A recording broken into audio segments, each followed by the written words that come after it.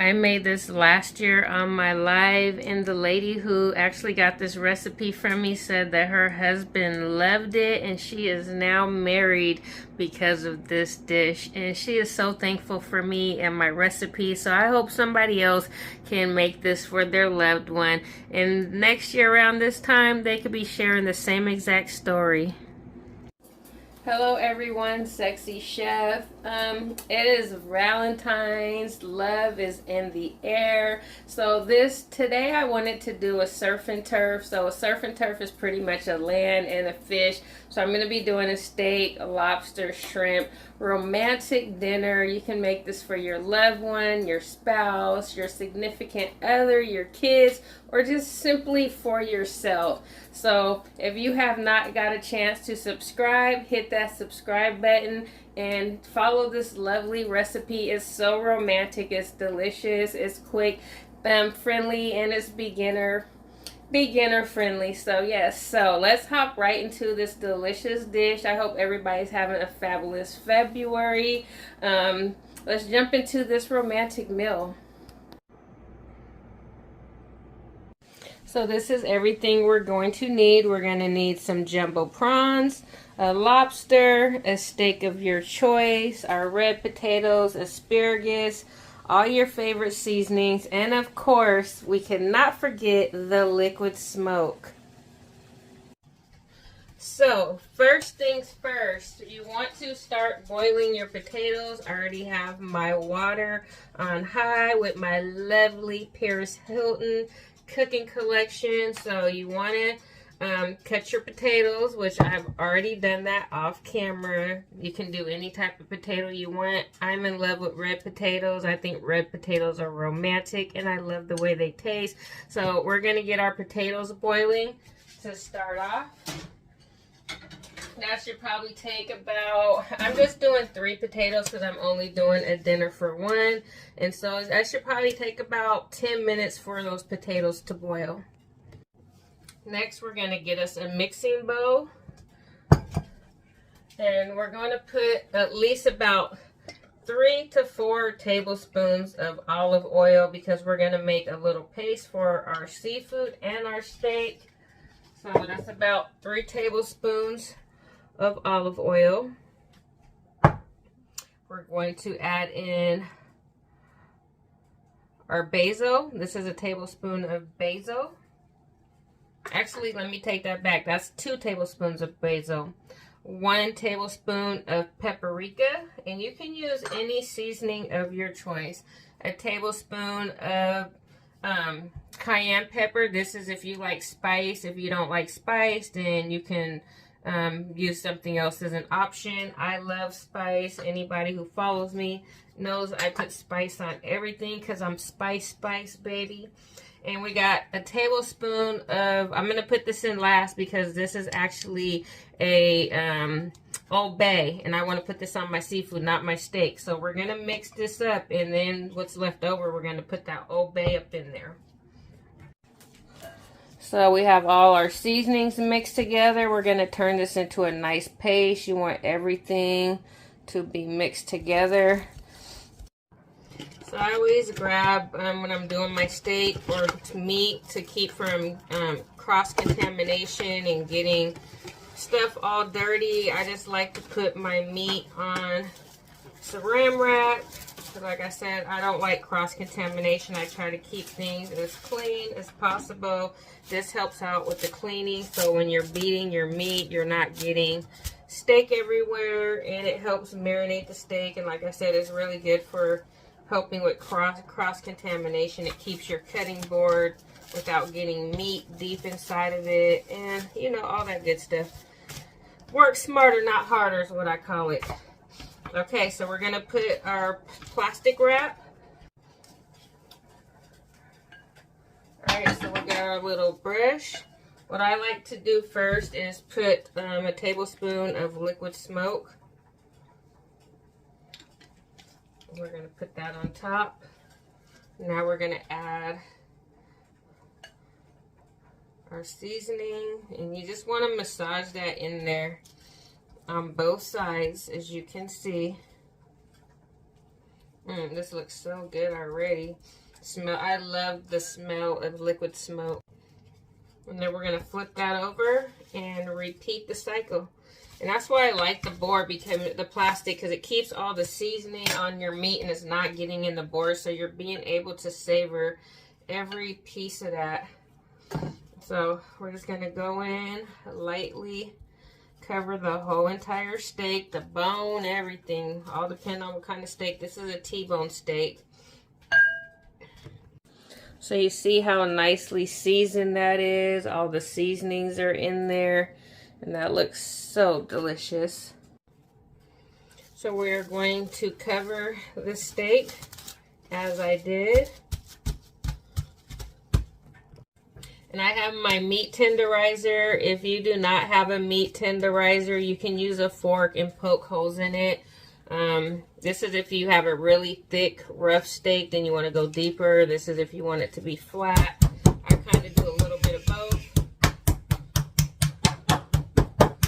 And then this tenderizes it so your steak just comes out so perfect. And this is why I like the plastic. As you see, it's not no mess. Normally, if I'm doing this without the plastic, meat is flying everywhere on my cupboards, on my floor, my refrigerator. And next thing I know, I'm having to wipe down everything. So this just makes life so much simpler, so much simpler. You're the cleaning, and like I said, your meat is getting every piece of that seasoning. It's not flying off anywhere.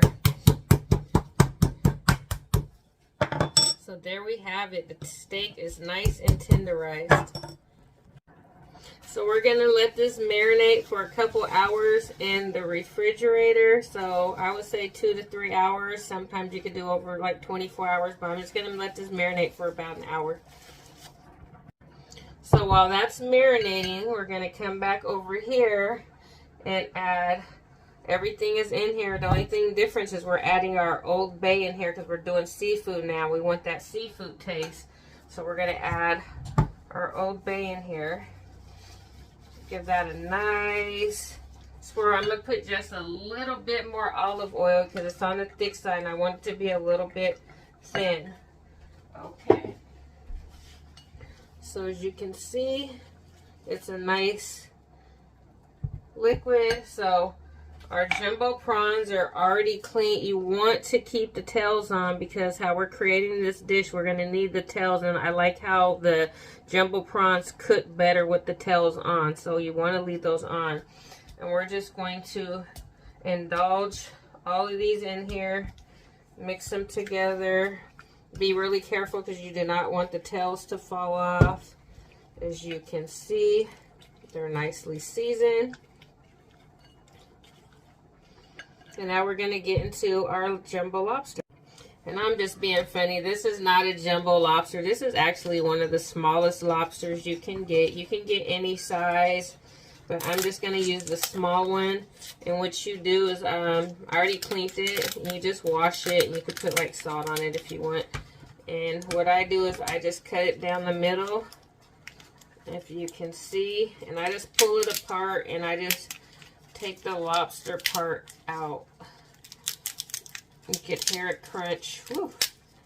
And I'm just going to pull the meat out. You grab it from the bottom and you just pull all that big nice chunk of meat out all the way to the tail, as you can see. And then you're just going to close it and put the lobster on top. Now this is a really small lobster. Normally I get bigger, but where I went shopping at today didn't have the big one, so I'm just going to work with what I have. But normally I get like at least a 1 pound lobster, but depending on who you're feeding, if you're doing a kid or yourself, or depending on how much you eat. But if you're doing a romantic dinner for your man, if he loves lobster, you probably want to go in and get that 1 pound lobster. And we're going to do the same thing. We're going to take that and we're just going to lightly season the top of that as well. And it's got that Old Bay in there too, so it's going to give it that nice seafood flavor. That nice seafood flavor, y'all.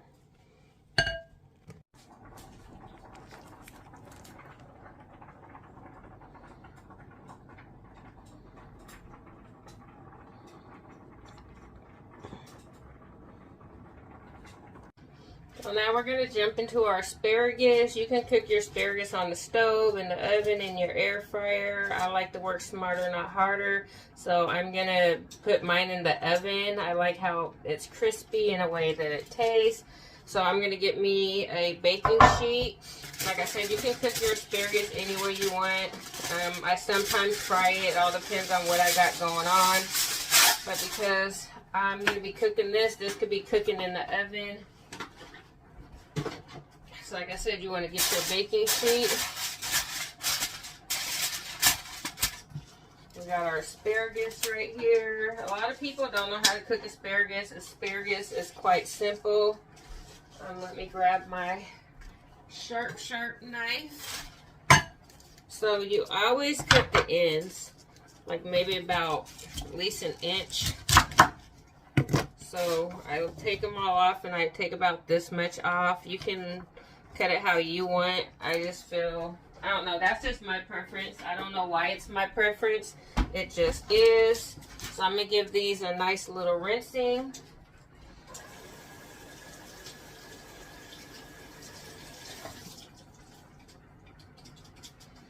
And so what I do is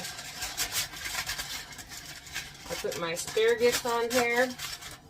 I add me a couple tablespoons of butter. I'm using my plant-based butter. You can use olive oil. You can use whatever oil you want. I just prefer the butter because it gives it just a really nice taste. So I'm going to put like a tablespoon of butter right literally in the middle. And then I'm going to put some fresh ground pepper. My asparagus comes out so good. Everybody tells me how good it is. It's actually really good, and it's simple. Like, it's just only 3 ingredients. And then I'm going to put my sea salt.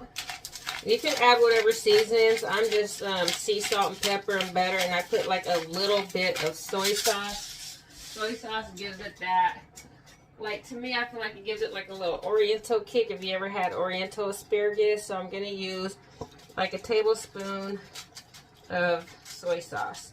And something about the soy sauce just gives it a really nice kick. And I'm going to add a garlic clove.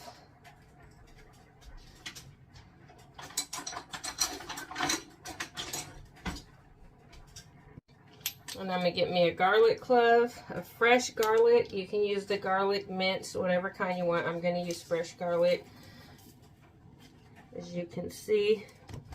And I'm just going to put that lightly on top as well. And then that's pretty much it. And we're going to come on in. And that's why I like the foil. The foil is going to keep all the moisture in here. It's going to taste so delicious. So you just want to wrap it and close the ends. You do not want any of the sauce coming out. And we're going to put this in the oven for about, I would say about 15 minutes. No more than 15 minutes. Just check on it. I like it crunchy, so I would say about 10 to 13 minutes.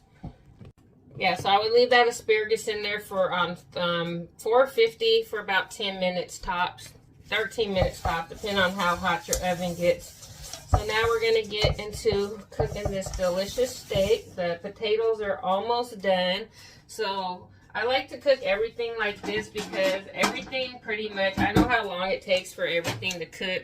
So that's the trick to being a chef. Whatever takes the longest, you want to put it on first. I know people that cook and it takes them like a whole hour to make a 20-minute meal.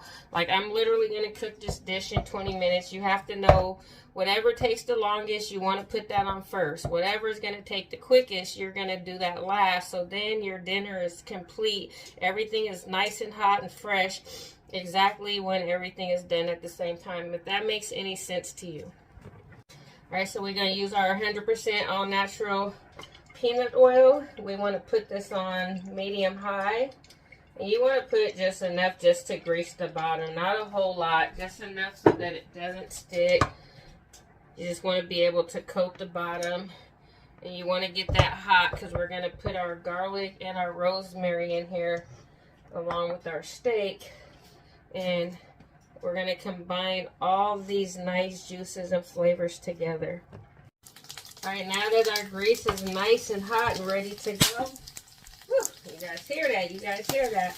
Okay, so our meat's been marinating. We're going to take it out this plastic. And this is a really thin steak, so it's going to cook fast. If you like your meat medium well, then you're only going to cook it for, I would say, about 5-6 minutes. If you like it well done, you want to cook it for about 10-15 minutes, all depending on how thick your steak is. So our steak is dropped. I like to add some rosemary to my steak because it just gives it so much flavor. And I like to add one to the oil because it pulls all of the oil out. And I'm going to add me a couple pieces of garlic clove. The rest is going to be for our garlic potatoes, so we're going to keep a few to the side.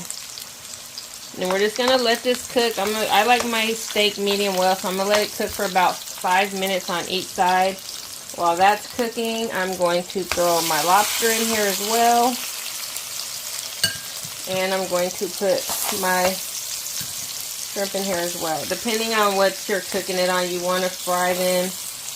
I turned it down just a little bit because I didn't want it to cook too fast. So I'm cooking it on about medium. Yeah, about medium temperature right now. Close to medium high, but not too high. So there we have it. And like I said, I'm going to let these cook for 5 minutes on each side. The jumbo prawns probably about 3-4 minutes because their seafood cooks a little bit faster. So what I do is I take me a spoon, but I do cook all of my meats in natural oil though, so you cannot overindulge. And I just take, you know, my spoon, gather up some butter, put it on top. And the lobster is cooking. Oh, my camera's getting steamed up. All that steam. Too much sauce. Too much sauce. Alright, so I'm going to flip this steak now. Yeah, because I don't like my steak to overcook, so I'm probably about to... I don't like my steak to overcook, so I'm probably about to pull this out. The steak is going to cook as it cools. So I'm going to let it cook for about 3 more minutes, and then I'm going to pull it off. And I'm going to take my shrimp off too now because they're going to cook as they cool off, and I don't want them to be hard, so I'm going to pull all of this off. Alright, so everything is done. The lobster, I'm just going to tilt it to the side and get all that nice flavors in there, and then the hot oil is going to cook the lobster as well. So you just want to keep dropping hot oil on top. And that's going to help cook the top of it. Lobster cooks really, really fast. Especially this size, I would say about 5 minutes. Bless me.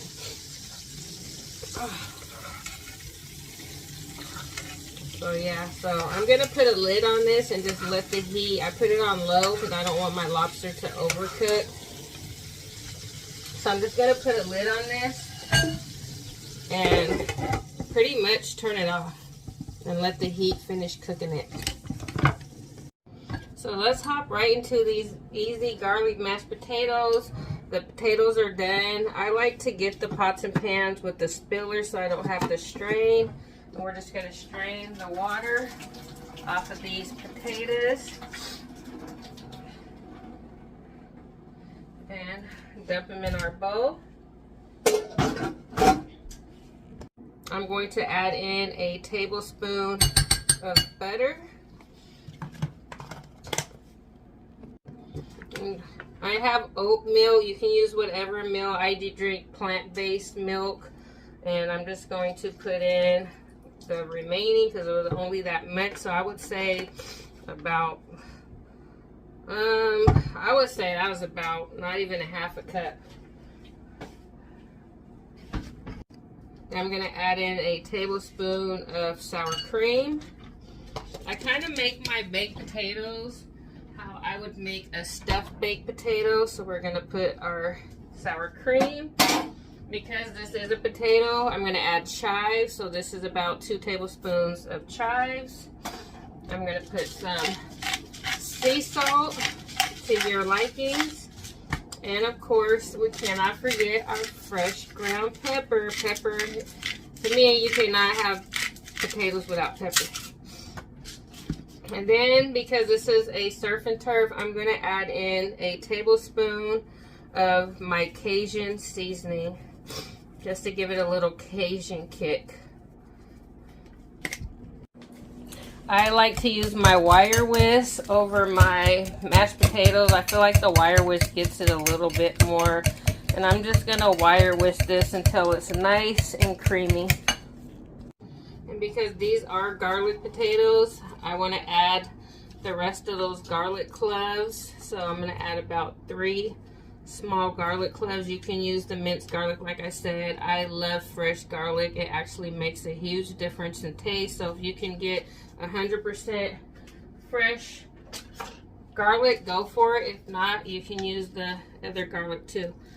And we're just going to put that in there. It's going to give this flavor if you want like a garlic mashed potato taste. I love the garlic mashed potato. So we're just going to go in, the flick of the wrist, the flick of the wrist. This is going to be a lovely Valentine's dinner. The asparagus been in there for about 10 minutes. So it's ready to go. Nice whisk, as you can see.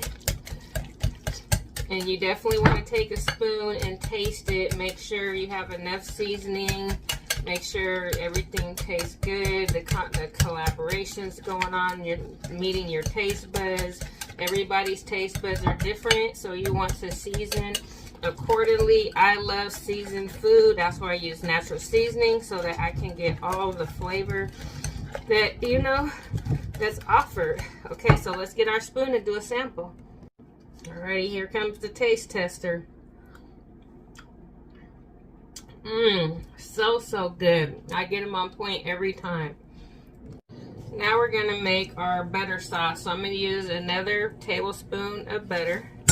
You don't need a whole lot because I'm only doing one dinner.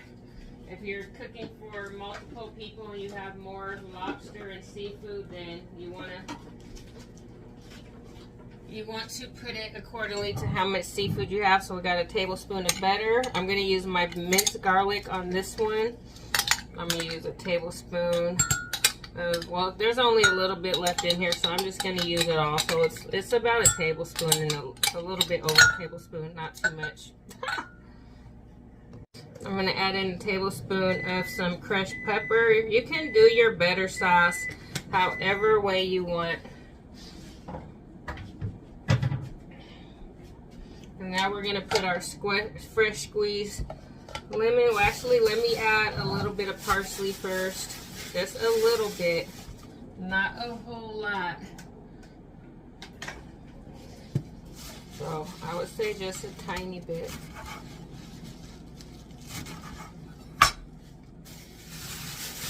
So, you can use basil, parsley, whatever you choose to use. I like parsley for my seafood. Basil too. I like both. So we're just going to chop that up finely. And that's just going to be our little garnish on top. So we have our lemon. We're going to do a half of a lemon. I actually like how... I like when I do it with my knife better. I feel like you get more juice. That's just my opinion, but you can do it however way you want. Because I want it to be really lemony on my seafood.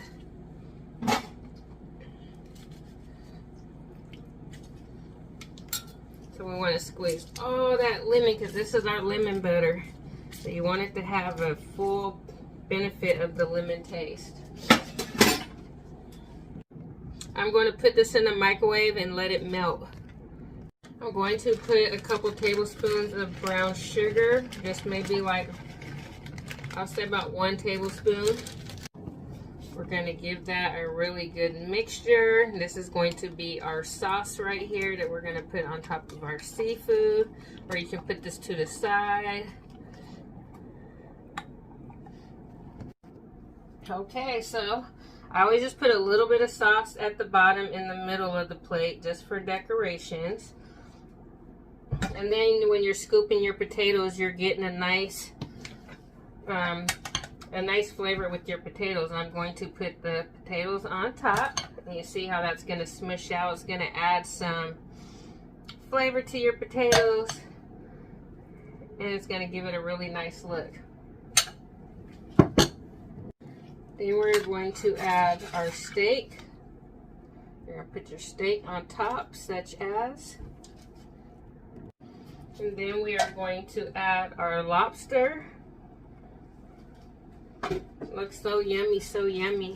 It's yummy, honey. It's Valentine's. It's yummy. So we want to get some shish kebab sticks. And what I do is I just put the shrimp at the bottom. And you just want to like stick them all the way through, such as.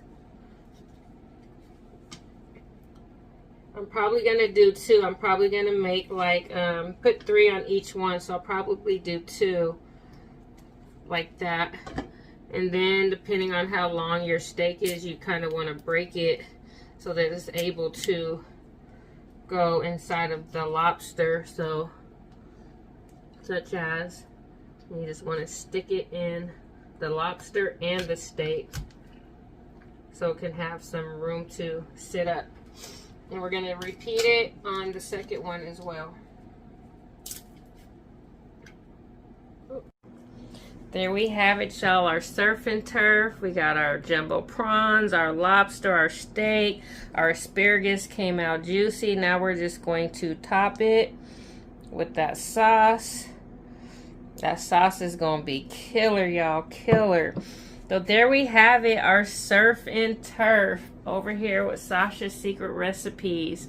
Happy Valentine's to all. I hope that this meal was educational. This is really quick, fast, and easy. The Valentine Surf and Turf by the Sexy Chef. Look how delicious. Imagine like you go give this to your significant other, your kids, how surprising it will be. And it was made with love on Valentine's Day. So I hope you guys enjoy. And like I said, subscribe to my channel. And happy Valentine's Day. The love is in the air. So tell someone you love them and make them this delicious dish. It's so delicious I can't even say the word. Make them this delicious dish and let them indulge on this special occasion.